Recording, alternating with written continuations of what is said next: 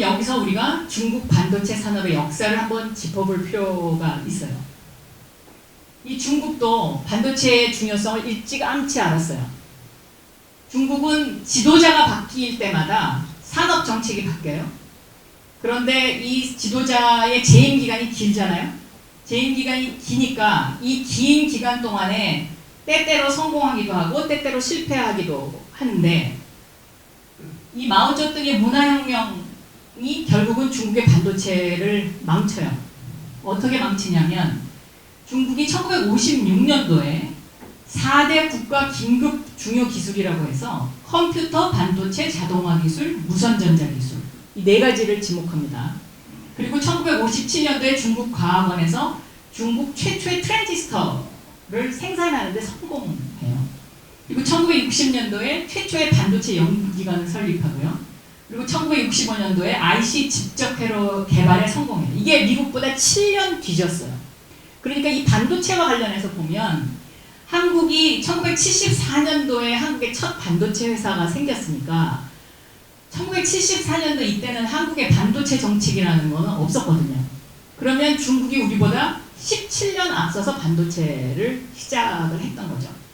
그런데 이런 중국이 왜 망했냐? 이 마오쩌둥이 문화혁명을 하면서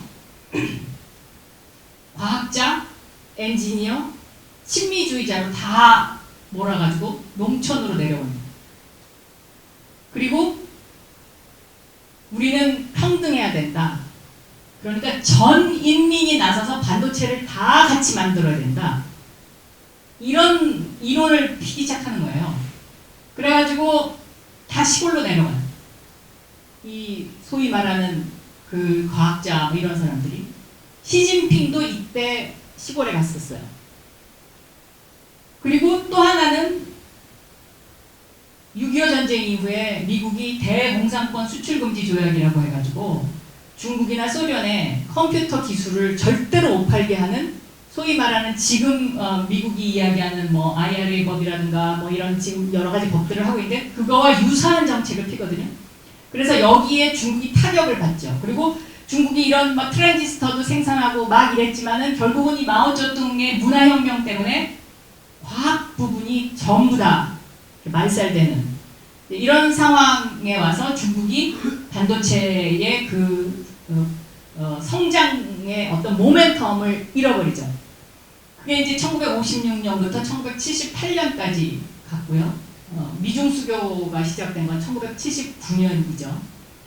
등소평의 개혁 개방 정책이 1978년부터 2000년까지 계속되는데, 등소평은 그것이 잘못됐다는 것을 알고 개혁 개방 정책을 펴요.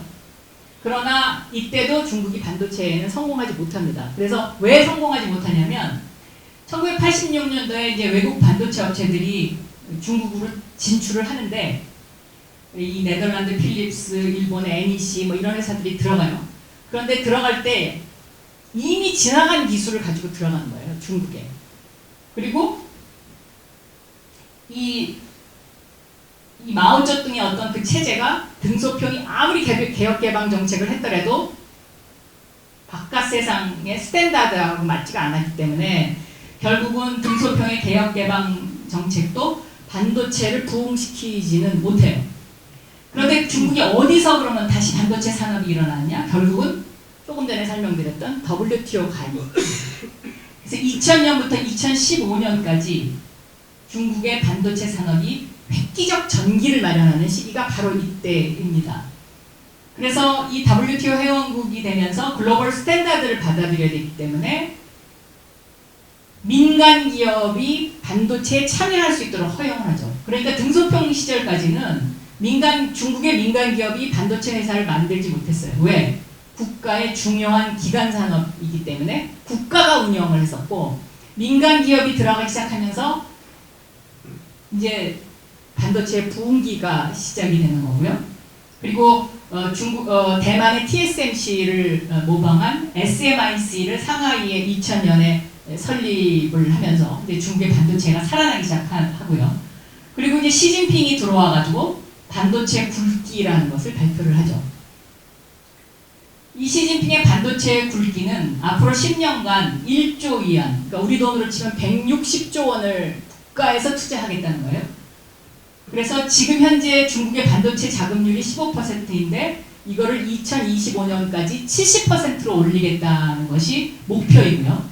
그리고 이 시진핑의 반도체 굴기의 궁극적인 목표는 결국 미국과의 반도체 패권 전쟁에서 승리하겠다라는 것이 이게 궁극적인 목표이죠. 그러면 한국은 그럼 반도체 정책이 국가적 차원에서 이루어진 적이 없었느냐? 1983년도에 삼성의 이병철 회장이 도쿄 선언을 한 이후에 1991년에 한국도 G7 프로젝트를 시작합니다. 이 G7 프로젝트는 1992년부터 2001년까지 약 10년간 지속되고요. 이것이 어떻게 보면 오늘날의 대한민국을 먹여 살리는 굉장히 중요한 국가 프로젝트였어요. 그리고 국가와 민간이 함께 돈을 3조 원을 여기에 투입을 하는데 이때 한국의 그 G7 프로젝트에서 국가의 주요 정책으로 지목한 것이 반도체, 디스플레이, 그리고 전기차, 바이오, 의료기기, 원전, 또 연료전지, 그리고 광대역 정보통신망 이거였거든요. 그러니까 이 당시에 이거 굉장히 저는 잘한 정책이죠. 잘한 정책이고 이것이 없었으면 아마 오늘날의 한국의 반도체가 없었을지도 몰라요. 국가와 민간이 함께 힘을 합해서 투자하고 연구하고 개발해갖고 이 당시에 세계 최초의 무슨 D램 개발 계속 발표되던 시기가 이때였지 않습니까? 그러면 지금 한국은 어떻게 되느냐? 예를 들면 미국이 지난해 IRA, 칩스법, 온갖 법들을 만들었고요. 또 유럽도 반도체법을 만들었고요. 또 2023년에 대만도 반도체법을 만들었어요. 이게 다 국가 프로젝트를 하겠다는 거거든요. 한국만 지금 이 부분에 손을 안 대고 있는 건지 못 대고 있는 건지는 제가 지금은 잘 몰라요, 상황을. 한국도 제가 보기에는 지금 이런 국가 프로젝트를 해야 되는 상황이에요. 근데 이거를 1992년도에 했던 그런 방식으로 민간과 국가가 손을 잡고 이 국가 프로젝트를 끌고 나가서 대기업도 살리고 중소기업도 살려야 되는, 그러니까 국가 프로젝트를 통해서 생태계를 만들어줘야 되거든요. 새로운 생태계를. 그래야 대기업도 살고 중소기업도 살고. 이걸 해야 되는 아주 크리티컬한 시점인데 지금 이런 것들이 발표되지 않고 있다는 것이 굉장히 좀 안타까운 그런 상황이죠.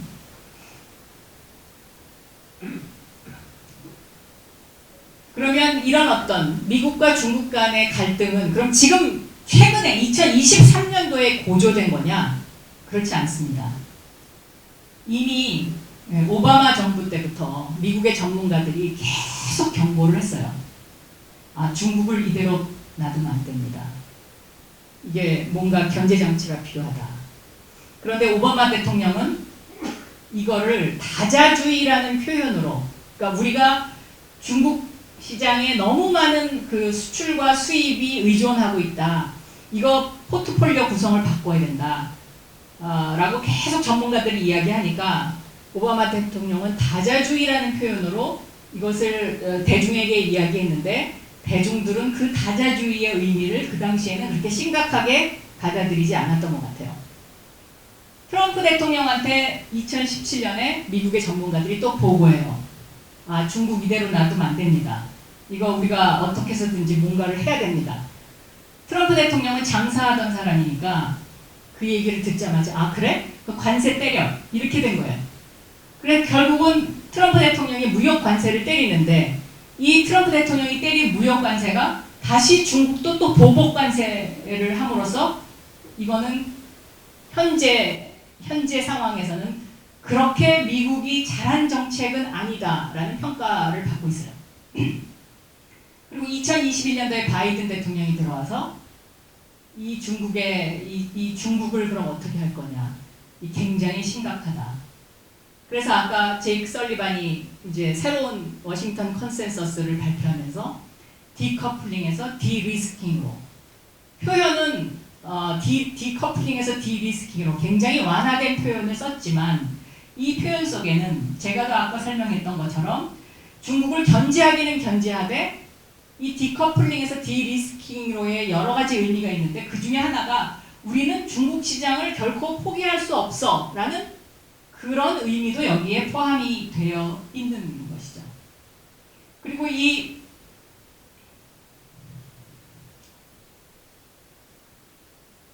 바이든 행정부의 경제정책에 아까 얘기했던 설리반의 새로운 컨센서스의 주요 내용은 중국에 대한 견제가 어떤 커다란 하나의 골자이지만 결국은 미국 경제의 리더십의 변화를 천명하는 것이고요. 그리고 그동안의 신자유주의에 기반한 자유무역 정책이 보호무역으로 갈 수밖에 없다라는 것을 이런 식으로 표현을 하는 것이고요. 그리고 그동안 미국이 해왔던 오일 이코노미에서 그린 이코노미로 미국의 에너지 정책이 옮겨간다라는 것을 이야기하는 것이고, 그리고 거기 표현에 나오는 높은 울타리와 작은 마당. 결국은 이게 뭐냐면, 그럼 작은 마당에 속하는 것이 뭐냐? 이 작은 마당에 속하는 것은 미국의 핵심 기술 정책이죠. 이것은 결코 우리가 놓쳐서는 안 된다. 그게 바로 반도체, AI, 양자컴, 바이오, 이 네 가지입니다. 근데 최근에 나온 뉴스를 보면 양자컴은 중국이 지금 미국보다 좀 앞서가는 것 같아요. 그러니까 지금 현재 중국에서 가동되고 있는 이 양자컴이 현재 우리가 쓰고 있는 슈퍼컴보다 1경배가 빠른 그 광자를 이용한 그런 것을 발표를 했더라고요. 근데 그게 미국 저널에 실렸는데, 제가 보기엔 이 양자컴 전쟁에서 만약에 미국이 여기서 중국보다 뒤처진다 그러면 이거는 굉장히 심각한 이야기예요. 왜냐하면 이 양자컴이 가동이 되기 시작하면 그 반도체에 들어가 있는 모든 암호를 풀어낼 수가 있기 때문에 미국의 그런 어떤 그 국가의 군사방위 전략 이런 것들이 다 무용지물이 될 수도 있는 그런 시대가 올 수도 있지요. 그래서 이게 지금 이 작은 마당에 속하는 이 반도체와 AI, 양자 컴퓨팅, 바이오만큼은 우리가 높은 울타리를 치고 결코 내줄 수 없다. 이렇게 천명하면서 지금 미중 갈등이 지속적으로 계속 되고 있는 겁니다. 자, 그러면 여기서 1985년도에 플라자 협정을 통해서 일본이 결국은 반도체를 한국한테 내줬어요. 지난 30년 동안. 그러면 이런 일본이 지난 30년 동안 내주면서 가만히 있었을까요? 일본이 다시 반도체를 재무장하겠다고 지금 맹렬히 추격하고 있습니다. 그리고 그 기시다 총리라는 사람이 과학기술부 장관을 했던 사람이에요. 그래서 이 기시다의 이 프로젝트가 결국은 한국한테 저는 굉장히 위협이 될 것이다 라고 생각하고요. 미중 갈등 속에서 한국과 대만은 고래 싸움에 새우등이 터지는 그런 형국으로 가고 있지만, 이 미중 갈등 속에 지금 현재 이득을 취하고 있는 나라는 일본이에요. 일본이 지난 9월 12일 날 하버드 케네디 스쿨에서 열린 반도체 심포지움에 경산성 실장과 그 관리들이 왔었어요. 그 관리들이 와서 뭘 프레젠테이션 했냐면 홋카이도 밸리를 만들겠다. 홋카이도를 일본의 실리콘밸리로 만들겠다는 것을 프레젠테이션 했어요. 이 사람들의 그것을 간단하게 요약을 해드리면, 반도체 산업의 3대 조건이 사람, 물, 전기예요. 이 홋카이도가 첫째, 물, 수자원이 많지 않습니까? 전기, 재생에너지가 풍부하잖아요. 여기 바람 많이 불고. 사람, 일본의 인력. 그래서 이 3대 조건을 갖추고 있고, 홋카이도가 미국에서 가장 가깝다. 이거를 내세우면서 프레젠테이션을 하는데 이 홋카이도 반도체 단지에 2027년에 2나노를 생산하는 새로운 반도체 공장을 세우겠다는 거예요. 근데 이거를 미국에다가 뭐라고 설득을 했냐면 이 2027년에 2나노를 생산하는 이 새로운 공장이 라피두스라는 이름으로 설립이 돼 있어요. 이미 여러분이 구글링 해보면 찾으실 수 있습니다. 근데 이 라피두스가 일본의 8개 대기업이 합쳐서 만든 회사예요. 여기에 소니, 그다음에 소프트뱅크, 또 일본의 그 은행 해갖고 8개 회사가 들어가 있는데 이 8개 회사가 2027년에 2나노를 생산을 하는데 우리는 일본이 미국한테다가 뭐라고 설득을 했냐면 우리는 한국하고 대만이 하는 거하고 달리 AI를 위한 전문 칩을 만들 거다. 한국은 메모리 칩을 만드는 나라고 대만은 팹리스를 주로 하는 데니까 우리가 겹치지 않을 것이다 라고 설득을 그런 식으로 했는데 제가 보기에는 이 2027년에 2나노를 생산한다는 이 2나노가 아마 삼성이 2025년부터 2나노에 들어갈 겁니다. 그런데 이게 결국은 한국을 저는 굉장히 위협할 거다라고 생각하고 있어요. 그런데 전문가들은 또 한편으로는 5나노도 안 만들어보고 어떻게 2나노를 갑자기 만들어? 저거 안 돼, 그거 안 돼. 이렇게 비관적으로 보시는 분들도 상당히 있어요. 그런데 제가 보기에는 물론 비관론도 존재하지만 이걸 비관론에서 그쳐서는 안 된다라고 저는 생각하고 있고요. 왜 제가 이렇게 생각을 하냐면 첫째, 일본이 홋카이도만 이거를 하느냐? 그렇지 않아요. 규슈 구마모토에 대만의 TSMC하고 소니가 이미지 센서하고 두 합작 공장이 지금 이미 들어서고 있고요. 그리고 이 네덜란드의 ASML, EUV 장비 만드는 이 ASML이 홋카이도에 기술 지원 거점을 설치를 한다고 발표를 했어요. 그럼 이 기술 지원 거점을 설치한다는 거는 그럼 결국 뭐냐? EUV 장비가 거기에 그만큼 많이 들어간다는 소리예요. 홋카이도에. 그러면 우리보다 훨씬 더 최첨단을 만들 가능성이 상당히 많이 있는 거고요. 히로시마에 미국의 반도체 기업인 마이크론 테크놀로지가 여기에 공장을 세우는데 이 보조금을 무려 1조 7천억 원을 일본 정부가 지금 줄 생각을 하고 있어요. 그리고 여기에 라피두스라는 이 홋카이도 반도체 단지도 일본의 8개 기업 민간만 하는 것이 아니라 일본 정부가 여기에 매칭 들어가요.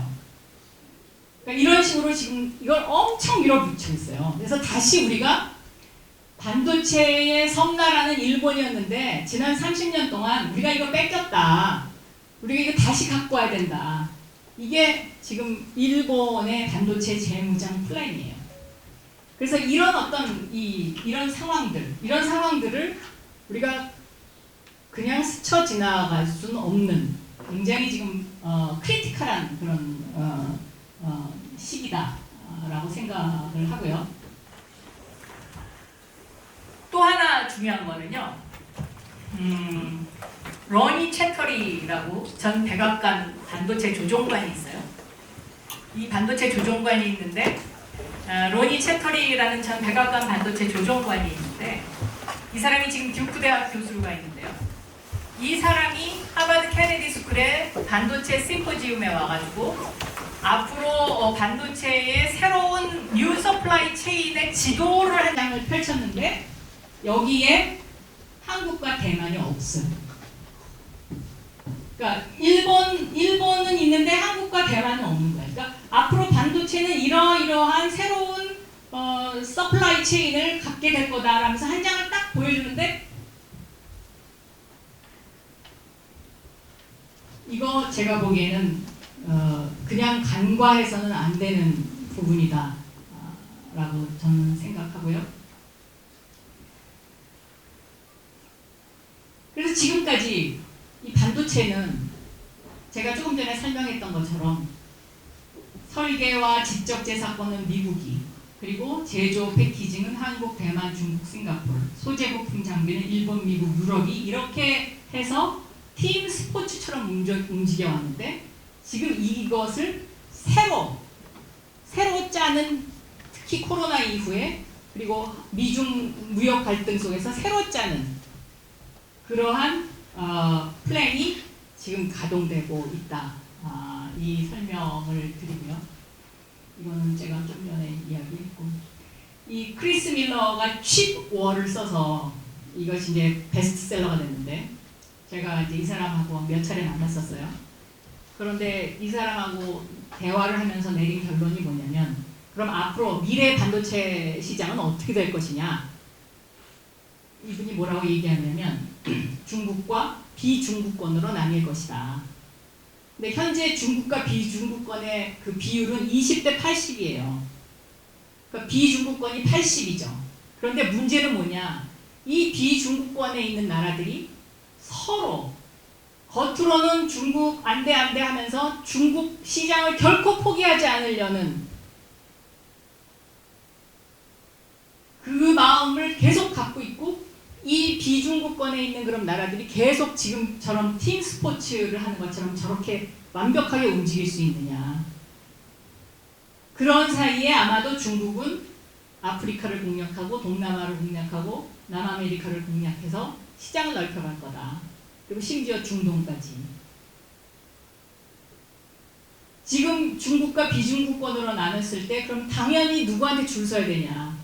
다 비중국권에 줄 서야 된다고 답은 하겠지만, 그러면 이 비중국권에 있는 이 나라들이 구체적인 어떤 플랜을 갖고 있느냐? 그렇지 않거든요. 그래서 이 비중국권에 있는 나라들의 옛날 중동의 오페크가 만들어졌던 것처럼, 오일을 서로 통제하는 것처럼, 저는 이런 어떤 그 커미티가 필요하다. 그래서 전략을 짜야 돼요. 전략을 짜지 않으면 결국은 당할 수밖에 없어요.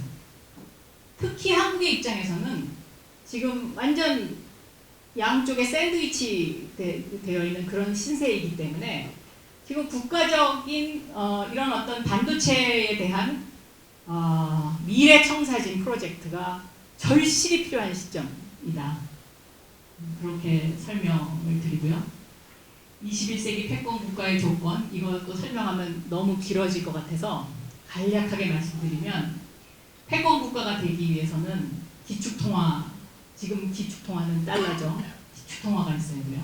첨단 신기술의 지배력이 있어야 되고요. 그리고 우주 영토를 앞으로 확장하는, 이 우주 영토의 확장이 결국은 지구의 패권의 패러다임을 바꿀 수 있기 때문에 이렇게 세 가지로 제가 설명드릴 수가 있고요. 아까 잠깐 설명드렸지만 이 우주 영토 확장에 인도가 이미 8월 23일 날 남극 착륙에 성공했고, 일본이 세계의 5번째 달 착륙에 지금 도전하고 있어요. 지금 가고 있어요. 일본이 쏜 그 달 탐사선이. 5번째 국가가 될 가능성이 상당히 높아요. 그러면 중국은 이 우주 문제와 관련해서는 또 어떻게 하고 있느냐. 간략하게 설명하면 2019년에 최초의 중국이 달 뒷면에 착륙을 했어요. 그동안에 달 뒷면에는 아무도 착륙을 못했었는데, 그래서 거기를 텐해라고 중국 이름으로 그 지역을 명명을 했죠. 그러니까 결국은 이렇게 해서 달의 영토를 각자 자기 나라 이름으로 갖다 명명을 하는 거죠. 그리고 2021년 5월에는 화성에 착륙했고요. 그리고 시진핑이 이미 우주몽을 발표를 해서 2045년까지 우주과학기술 분야의 글로벌 리더가 되겠다는 게 이것이 목표이죠. 이런 어떤 그 앞으로의 이 반도체 이후에 새로운 패권은 아까 제가 말씀드렸던 것처럼 양자 컴퓨터에 있고요. 그 양자 컴퓨터를 넘었으면 이제 이 우주의 도전을 누가 가장 먼저, 그리고 누가 가장 빠르게, 그리고 누가 가장 효과적으로 할 거냐. 그리고 지금 이 우주의 도전은 과거의 1960년대의 우주의 도전하고는 또 양상이 달라요. 이제는 우주라는 것이 그 자원의 문제, 그러니까 뭐 달이나 화성에 있는 자원의 문제와 와도 직결되고요. 또 무중력 상태에서의 실험 같은 것이 과거에는 허상처럼 보였는데 지금은 이게 바이오하고 직결되고요. 이런 어떤 산업하고 연결이 되어 있기 때문에 이 우주의 도전을 어떻게 우리가 준비하고 미래 청사진을 만들 거냐. 이것이 이제 21세기 패권 국가의 중요한 조건 중에 하나고요. 지금 대한민국은 이런 어떤 국가가 선도하는 프로젝트, 특히 반도체 분야에 관한 미래 청사진이 필요하고요. 또 우주와 관련된 이런 어떤 구체적인 이 정권의 부침하고 상관없는 10년, 20년 장기 프로젝트가 반드시 지금 필요하다. 이것이 오늘의 저의 결론입니다. 감사합니다.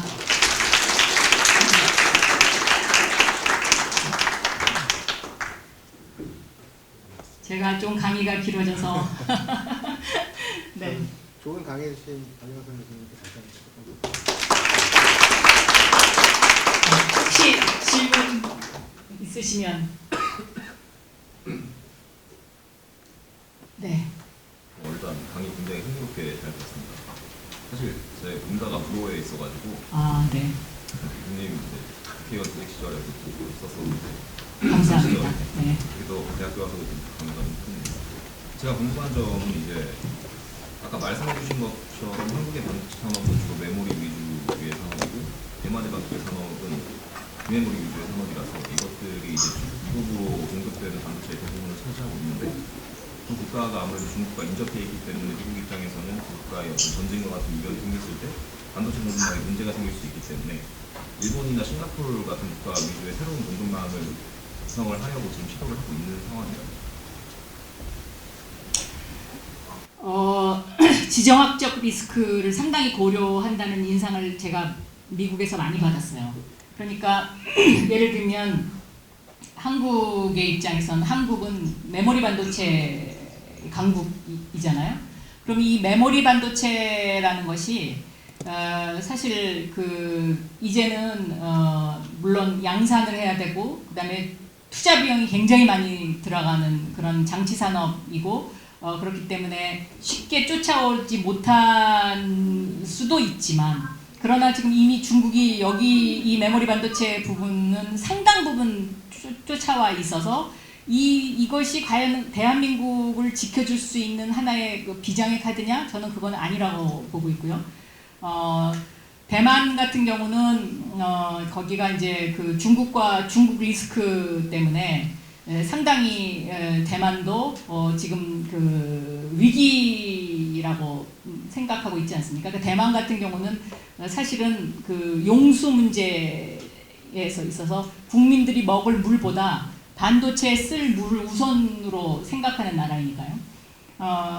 그렇기 때문에 지금 미국의 입장에서는 여기에 따른 보완 대책이 필요하다라고 판단을 하고 있지 않나. 그래서 아까 그 로니 채터리 그 맵에 보면은 일본하고 싱가포르이 강조되어 있는 것이 그런 하나의 그 흐름 중에 하나일 수도 있다. 이렇게 보고 있어요.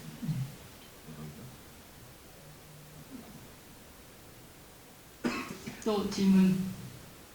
네. 네.